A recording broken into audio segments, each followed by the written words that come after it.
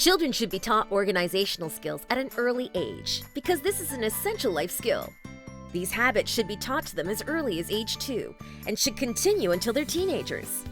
Welcome to Jensen's DIY, and here's how to organize your kid's space, a guide for every age. 1. Infancy. Your baby nursery should be well-stocked and well-organized. Accessibility and convenience are important elements of baby nurseries. A baby basket should have all the necessities, such as squeeze toys, plush toys, and rattles. A portable diaper changing station should be set up in several parts of the house, including the nursery, the common area, and other rooms you deem necessary. Use removable storage bins to store toys, blocks, and other baby things. A small dresser or armoire should be adjacent to the baby's changing table. This should be flexible enough to be converted into storage for books or video games later on. Baby's shoes have a tendency to get lost easily in a big closet. Organize baby's shoes by hanging them on little clips. This way, you won't have a hard time looking for them. We can also invest in versatile and inexpensive drawer organizers in order to keep items neat and clean. Use clothespins to hang baby pants instead of buying pant hangers. This is practical and saves you money. From newborn to 12 months, closet dividers will make it easier for mom to find the right sizes. This also allows you to use those baby outfits before your little one outgrows them. Extra linens, swaddle blankets, and crib sheets can be stored in roll-out drawers. 2. Toddlers. Toddlers enjoy being helpful and helping mommy and daddy clean up. It is best to keep an upbeat attitude, and your toddler will pick up the habit of cleaning up his toys and putting things back in their proper place. Use low bookshelves within easy reach of your toddler's hands to make books they love more accessible to them. Closet doors have a tendency to pinch little fingers. Why not try installing a fun curtain that can be pulled back to provide access to favorite toys and books? Then the curtain can be drawn to conceal the clutter. If you have toddlers who are climbers, it is a good idea to keep bins and toy storage baskets on the floor. This means that kids can always reach their toys and clean up on their own too. It is amazing how easily we accumulate toys on a monthly basis. Purging the toys every 2 to 3 months and donating them to charity is a great idea to get rid of the clutter and to help other children in need. Use an organizational method a child can understand well.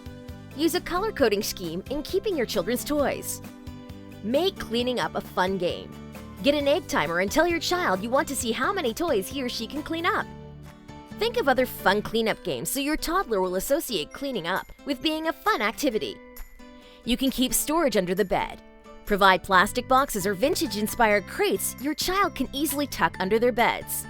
Those tiny little toys that toddlers just love can cause a lot of clutter. The solution is to provide clear bins with fun picture labels so your little one knows where to pack them away.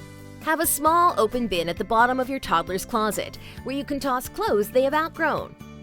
Children grow up so fast when they're in this age, and clothes that don't fit them anymore can add to the closet clutter.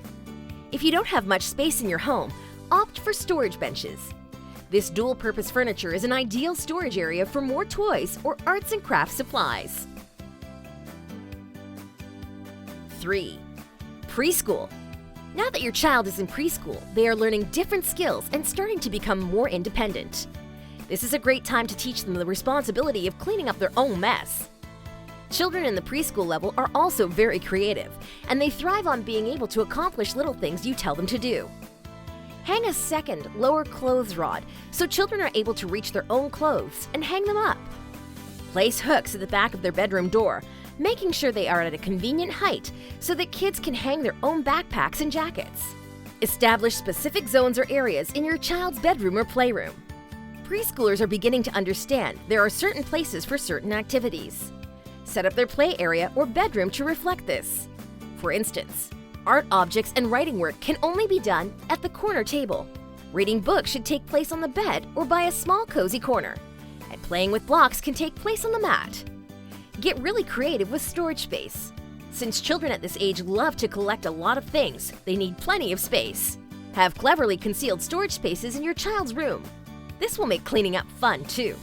Use a hanging closet organizer and label it with the days of the week. Have your child decide what clothes to wear for that particular day and have them place it on the corresponding day. This makes getting ready in the morning easier and a lot less hectic. Kids should be surrounded by books at an early age. In order to organize picture books that are appropriate for preschool-aged children, mount wooden spice racks on the wall to serve as bookshelves. Preschool-aged children love their Legos. However, Legos tend to clutter up a child's bedroom or playroom. Teach your child to pack away Legos in clear plastic bins that are color-coded. Celebrate your child's creativity by putting up an art wall. Reserve some space for your child to be proud of his or her own drawing or paintings. Mount colorful wooden clothespins on the wall for artwork to be clipped and displayed. Storing stuffed animals can be challenging. You can use swing shelves, stuffed animal chairs, wall-mounted buckets, or baskets to store stuffed animals. Organize your child's closet by adding cup hooks and little plastic crates as extra storage. The plastic crates can store underwear, mittens, socks, and swimsuits. 4. School-aged children. When your children start going to elementary school, you can give them more responsibility and make them accountable for their possessions. Teach your kids organizational life skills. Teach your children to file their own homework papers and graded tests. You can provide a small filing cabinet in their room. Guide them in deciding what items they think are important enough to keep. Allow your children to establish their own routines. Your children should follow a schedule, a time to play, clean up, watch TV, do homework, etc. Create a cozy, cheerful study corner with floating shelves and storage bins for your kids' papers, schoolwork, and art supplies. If your children are sharing desk space, provide them with a stack and fit desk organizer that fits all their school supplies. The kids' closet should be very organized as well. Their clothes should be arranged by types of clothing. Shoes should be placed neatly on racks. Have a short message board for your children to remind them of their routines. You can write a reminder such as, "Make the bed and tidy the room." Your child is now old enough to decide what to keep and what not to keep.